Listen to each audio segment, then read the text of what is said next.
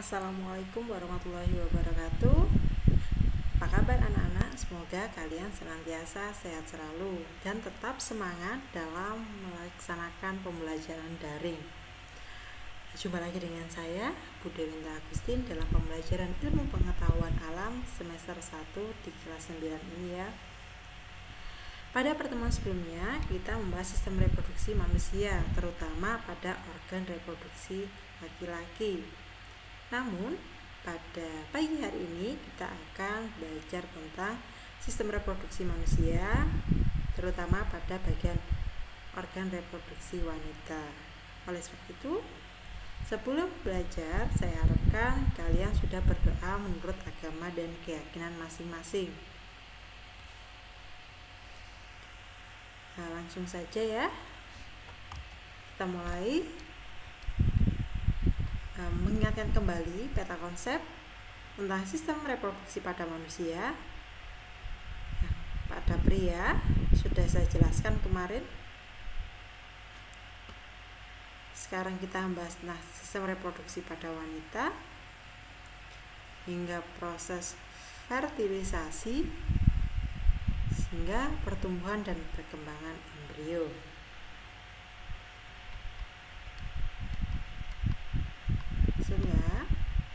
Sistem reproduksi pada wanita.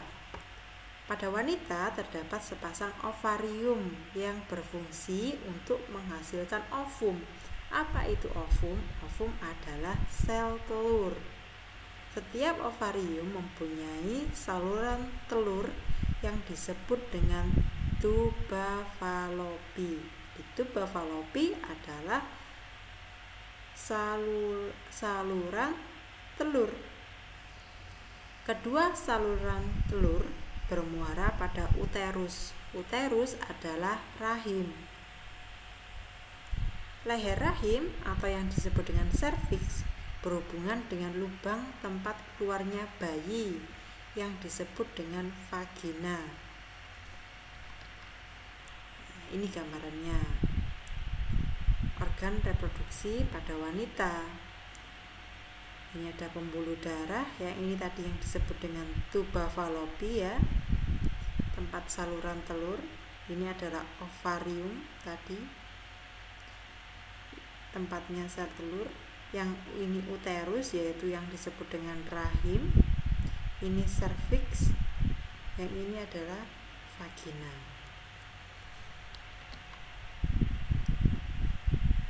Proses fertilisasi atau pembuahan. Ketika ovum telah matang, ovum itu sel telur ya, ovum dikeluarkan dari ovarium menuju uterus. Proses pelepasan ovum dari ovarium disebut dengan ovulasi. Dalam perjalanannya ke uterus, jika ovum bertemu dengan sperma di dalam tuba Fallopi atau saluran telur, maka ovum akan dibuahi oleh sperma. Sperma itu adalah yang dihasilkan oleh laki-laki. Proses pembuahan ovum oleh sperma disebut dengan fertilisasi. Fertilisasi adalah proses pembuahan ovum oleh sperma. Ketika proses pembuahan berlangsung, hanya kepala sperma yang masuk ke dalam ovum. Inti sperma bergabung dengan inti ovum. Jika telah ada satu sperma yang masuk ke dalam ovum, sperma lain tidak dapat menembus membran ovum. Jadi sperma itu ya bekerja keras, balapan disik-disikan untuk ketemu dengan ovum. Nah, di sini sudah jelas bahwa yang menemui ovum adalah sperma, bukan ovum mendatangi sperma. Jadi sudah jelas, yang perempuan tidak usah mati-matian bekerja keras untuk mengejar laki-laki. Tenang, sudah digariskan dari sananya bahwa yang mendatangi perempuan itu adalah laki-laki. Nah, dari sejak proses pembentukannya, sel telur atau ovum diam saja. Nah, yang akan bergerak menjemput dia adalah sperma. Dia berusaha keras, balapan disik-disikan, kuat-kuatan sampai bisa masuk ke dalam ovum. Nah, kalau sudah ada satu yang masuk ke dalam ovum, sperma lain tidak dapat menembus membran ovum. Gitu. Nah, ini gambarannya. Sperma itu kan ada kepala, ada intinya, serta ada ekor. Ekor ini berfungsi untuk alat geraknya, dia untuk berenang balapan sampai ya, ini kan ada yang tidak tembus, ini ada yang tembus dikit, ada yang masuk, ini yang belum masuk sempurna ya. Nah, jika sudah bisa masuk, bagian inti sperma saja yang dapat bertemu dengan inti ovum. Nah, proses peleburan inti sperma dengan inti ovum ini, inti sperma, inti ovum melebur jadi satu. Ini terjadi proses pembuahan yang terjadi di saluran telur. Setelah terjadinya proses pembuahan atau fertilisasi akan menghasilkan ovum. Hasil pembuahan ovum tadi yang dilakukan oleh sperma disebut dengan zigot. Zigot terus bergerak dari saluran telur menuju uterus.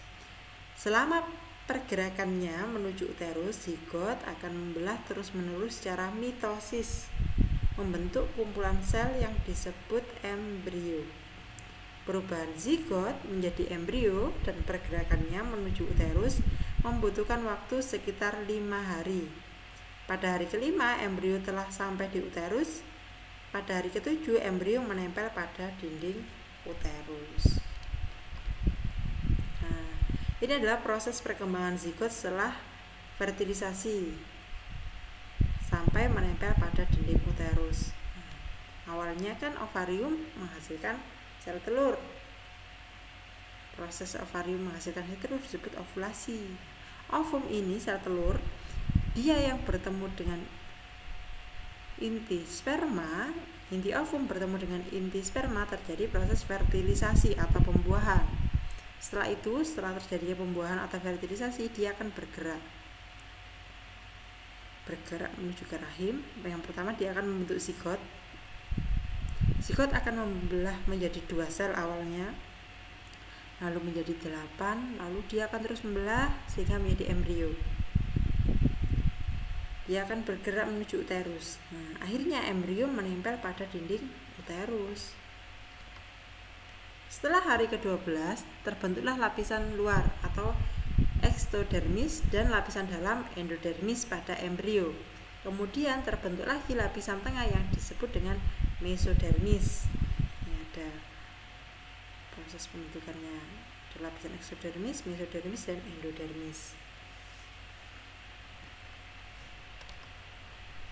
Pada minggu ke-8, struktur umum tubuh dewasa telah mulai terbentuk dan plasenta juga telah terbentuk. Plasenta itu apa sih? Ayo, ada yang tahu enggak itu apa plasenta? Plasenta itu biasanya berfungsi untuk menyalurkan. Apa yang disalurkan? Menyalurkan nutrisi atau sari-sari makanan. Bukan makanannya ya. Kalau makanannya disalurkan, misal ibunya makan ayam, terus janinnya itu yang ada di dalam makan ayam gitu, kan ya. Nah, misal ibunya makan ayam, minum susu, makan telur, makan daging. Nah, sari-sari makanannya, nutrisinya itu disalurkan kepada janin melalui yang namanya plasenta. Jadi plasenta itu berperan sangat penting bagi perkembangan janin. Setelah semua struktur umum tubuh dewasa dan plasenta terbentuk, embrio dikenal sebagai janin atau fetus. Tahap pertumbuhan dan perkembangan manusia. Ya. Mulai dari kalian sekarang ada yang posisi mana ya kira-kira? 1, 2, 3, 4, 5, 6, 7. Nah, kalau ini tidak mungkin kalian.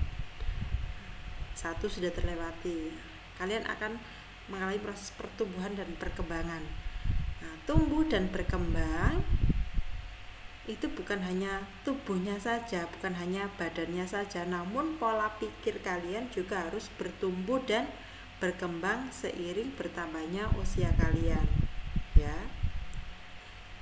Tua itu pasti, namun dewasa itu pilihan. Kalian harus bersikap menuju dewasa. Kalian sekarang sudah kelas 9. Proses sekolah, proses belajar bukan lagi untuk main-main, harap lebih serius dalam sekolah. Itu ya. Siklus haid sejak masa pubertas, yaitu usia 10-15 tahun, tubuh wanita mengalami proses bulanan yang disebut dengan siklus haid. Perubahan tingkat hormon mempertebal jaringan endometrium atau rahim dan memperbanyak darah yang akan jadi zat makanan bagi telur yang dibuahi. Ini pada minggu pertama menstruasi, minggu kedua, minggu ketiga ada penebalan ya, ada bedanya. Yang ini kosong dinding rahimnya, ini ada penebalan dinding rahim, semakin tebal. Siklusnya akan berulang. Jika proses penebalan dinding rahim itu sudah tebal namun tidak dibuahi oleh sperma, maka dia akan menjadi menstruasi lagi, meluruh. Pada minggu pertama, lapisan rahim luruh dan keluar sebagai aliran darah haid melalui vagina. Minggu kedua, lapisan rahim menebal kembali sebagai persiapan untuk sel telur berikutnya yang matang dalam indung telur. Minggu ketiga, telur matang lepas dari indung telur. Telur dapat dibuahi dalam waktu 36 jam di dalam saluran telur atau oviduct atau tuba falopi. Minggu keempat, telur mencapai rahim. Jika telur tersebut telah dibuahi, akan tertanam atau terjadi implantasi di dinding rahim.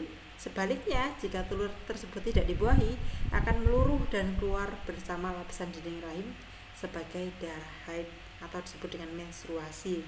Siklus haid terus berlangsung sehingga perempuan berusia 40 hingga 50 tahun. Jika di atas usia ini, biasanya perempuan mengalami menopause, yaitu tidak lagi mengalami menstruasi atau masa suburnya sudah selesai. Nah, sedangkan laki-laki ada masa yang namanya ejakulasi, yaitu pada alat reproduksi pria, spermatogonia akan matang menjadi spermatid. Nah, spermatid akan matang menjadi spermatozoa atau disebut dengan sperma. Nah, proses ini pertama kali terjadi di masa pubertas, yaitu usia 12-16 tahun. Nah, sekarang kalian usia berapa? Apakah ada di masa pubertas ini? Nah, jika kalian berada di antara 12-16 tahun, maka alat reproduksi kalian akan mulai memproduksi sperma. Jadi harap dimanfaatkan dengan baik, jangan dibuat main-main. Sel sperma dapat bergerak kaya dengan DNA dan memiliki bagian kepala yang sebagian besar dibentuk dari bahan kromosom. Sperma akan dikeluarkan dari tubuh pada saat ejakulasi. Ejakulasi sendiri adalah pengeluaran semen dari uretra. Pada anak remaja, ejakulasi biasanya terjadi pada saat mimpi basah. Pada saat mimpi basah ini kan kalian secara tidak sengaja melakukan ejakulasi, mengeluarkan semen dari uretra. Cairan yang diejakulasi adalah semen, yaitu cairan yang mengandung sperma, bukan semen untuk bahan bangunan ya. Ini cairan semen adalah cairan yang mengandung sel sperma. Oke, terima kasih atas perhatiannya. Semangat belajar. Mari kita hadapi pandemi ini dengan tetap semangat belajarnya, tetap patuhi protokol kesehatan agar pandemi cepat usai, agar kita segera bisa tatap muka bersama di sekolah. Sekian dari saya.